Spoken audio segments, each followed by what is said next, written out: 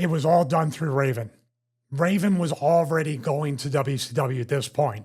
So I don't know exactly what the date was that was decided, but you could see I'm starting to go over in these matches. Raven's starting to peel back a little bit in these tag matches, multi-person, stuff like that.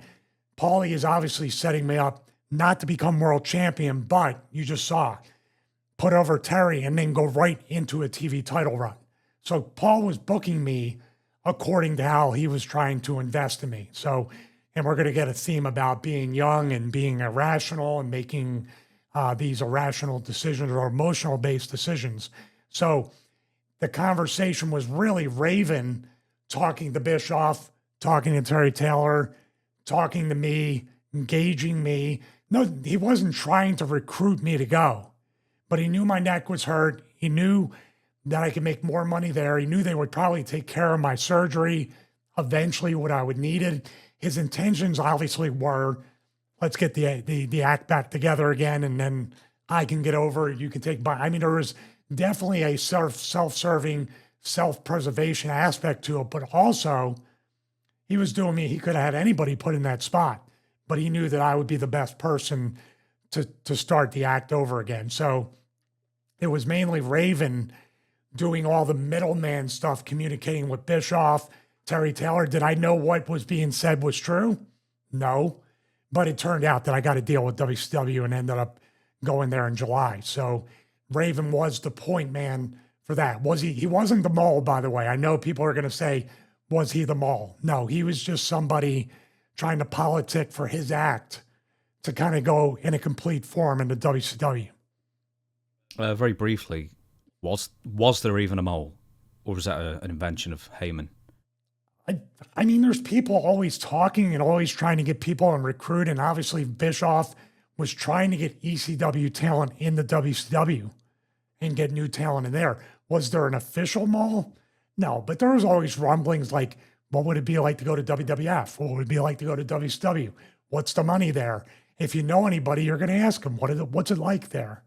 So everybody was kind of their own mole, if you think about it. Who was the first official in WCW you actually spoke with? That I spoke with? Yeah.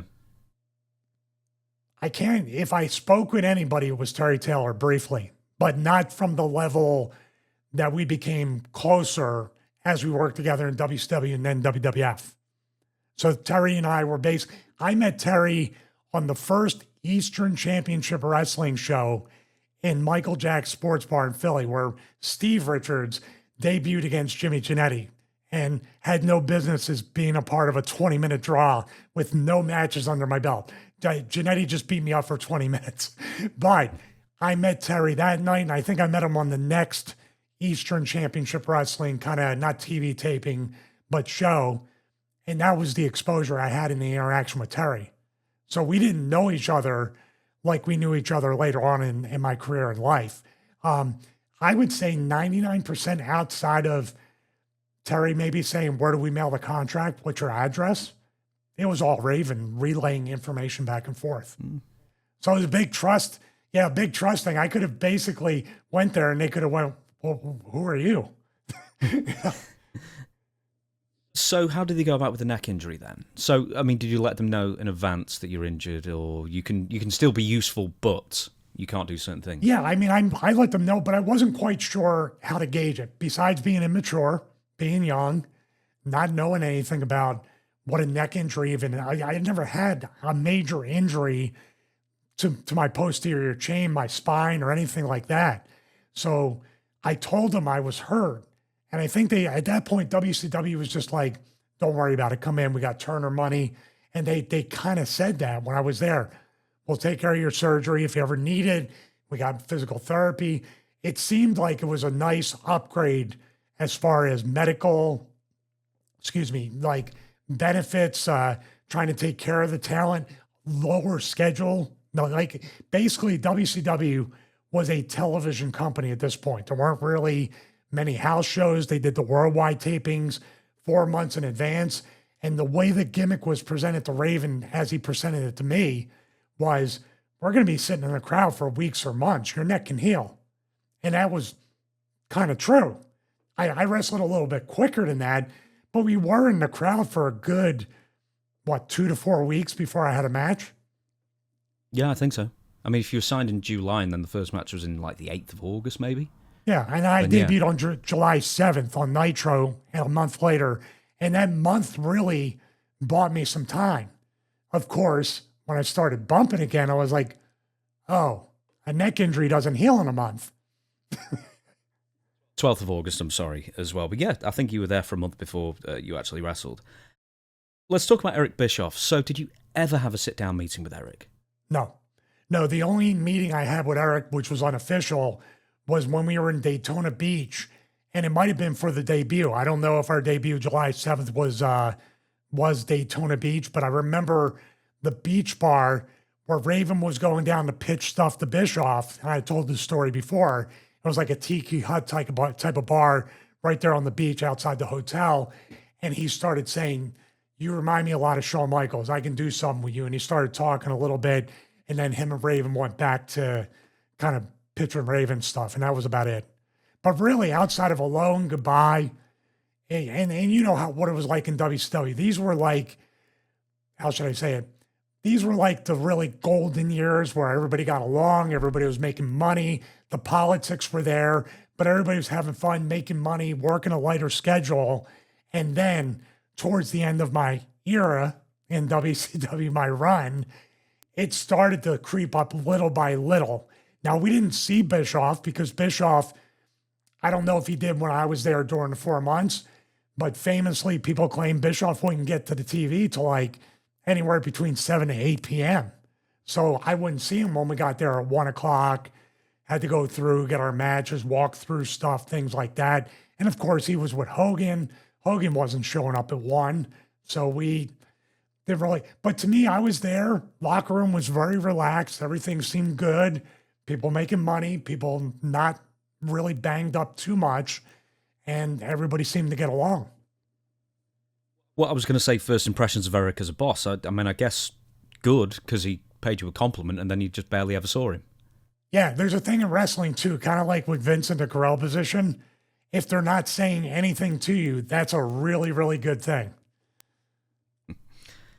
Well, who did you consider your boss then? Or somebody higher up that you could talk to? Would it be Terry or Kevin Sullivan? Yeah, I had a little bit more interaction with Terry Taylor. I had a little bit of interaction with Kevin Sullivan. I told the story sitting in a hotel and him telling some stories and giving some of his, I was picking his brain. He was passing along knowledge and I was there to listen.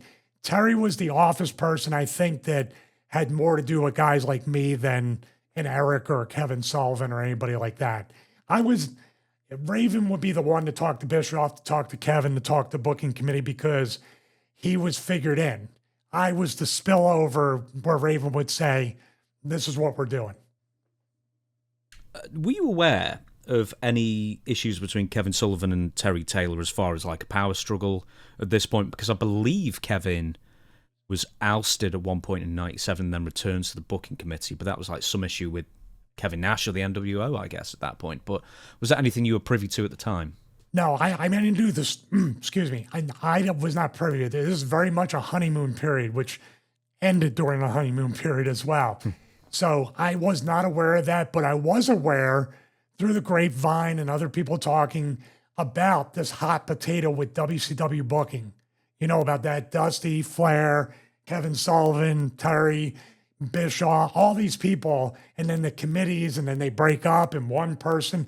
So I was kind of aware of that, but I wasn't given any indication of like chaos, of like, well, today Terry's the booker, he told you to do this, but tomorrow Kevin's the booker, and it's a complete 180. There was none of that when I was there.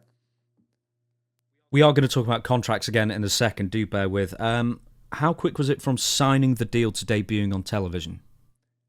It was, June was when I really decided. Then we signed quick, Raven was already signed is my assumption. Then I signed my deal like pretty much maybe the day before I flew out on July 7th and then debuted on Nitro. I don't know if it was exactly 24 hours before, but it was something that wasn't given to me, say, in June. It was somewhere in the beginning of July, and it kind of moved really fast from there. Yeah, Because I think quite the honestly, I didn't debut- believe it was real. You remember, there was still that paranoia of, is this a rib? Is Raven playing a joke on me? Or is this Raven saying, just come there, I go there, and they say, well, okay, we'll pay like 25 grand a year or whatever. You know what I mean? I didn't know what to expect until that FedEx came in the mail. Okay, well, it's very rude to ask about money, so here goes. How much was the deal worth and how many years? 2 years, 85,000 a year to start. And it was a standard two, which was weird because I had heard threes and fives, from WWF and other stuff like that. But I also heard WWF was only given 75 when I had the meeting with Bruce. So I'm getting 10 more a year for less dates. And 2 years, what I looked at is if I can get myself over in the next 2 years, that's going to lead to more money. And that's what they even said. We got Time Warner money, Turner money. You're going to get a raise probably before that 2 years is even up. Hey, don't worry, you'll make more. He wasn't there yet. How many dates do you remember? No dates, no minimum amount of dates that I can recall. There was no minimum dates because strictly it was a TV company at the time. So I think you were just supposed to come to TV at pay-per-views. There was no Thunder until right at the very end of right before I left. They were talking about Thunder and that on, and giving people raises according to the second TV.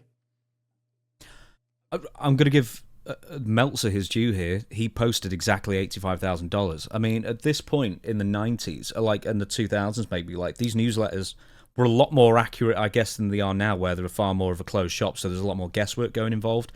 But yeah, $85,000 is what was written. Well, because it's a pretty standard contract, you can easily guess during that time with WWF, if there is a guarantee, they only give opportunities, pal, but they were giving out guarantees.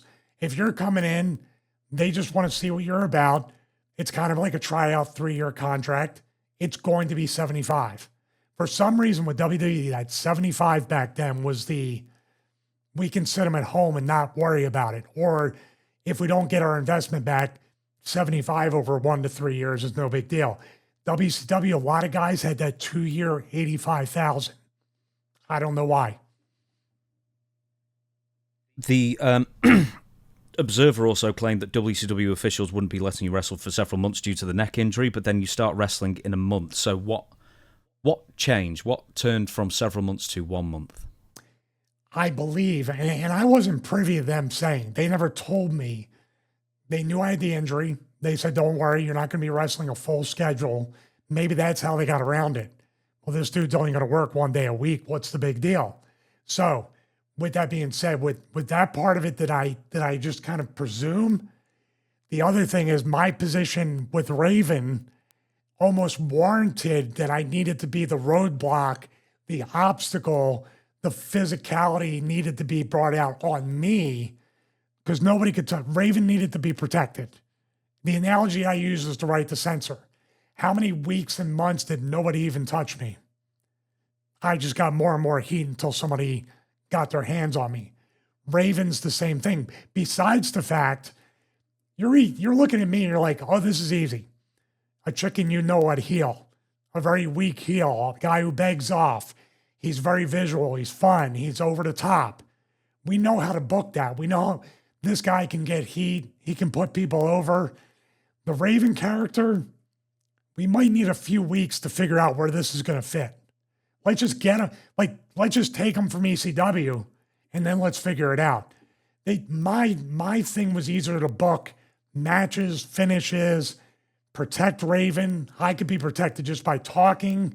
So I think that's why it kind of got accelerated up. Plus, going back to the first point, they're just thinking, limited reps, his neck will take it. And if he gets hurt to a point, then we can just get him the surgery and send him at home or even send him in the crowd. My speculation, nobody ever told me that, but looking back on hindsight, that's what I can assume. Well, so, okay, let's say you're presuming you're going to get 3 or 4 months off, and then they say, right, you're up on the Clash of Champions. Or, sorry, even early. Right, you're up against Lenny Lane at Saturday night. Did your heart sink, or did you sort of assume that your neck would have healed up enough? Stupidly, I probably thought my neck was healed enough.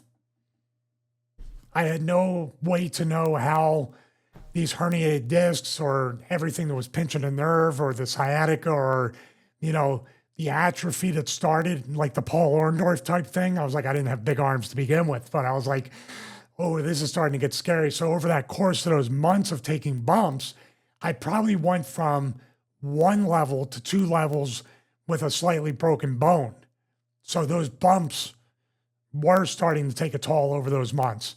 But in the beginning, it was just, well, I just need to get back in ring shape. I need to get my spine conditioned again. Lots and lots of false positives that I put in my mind.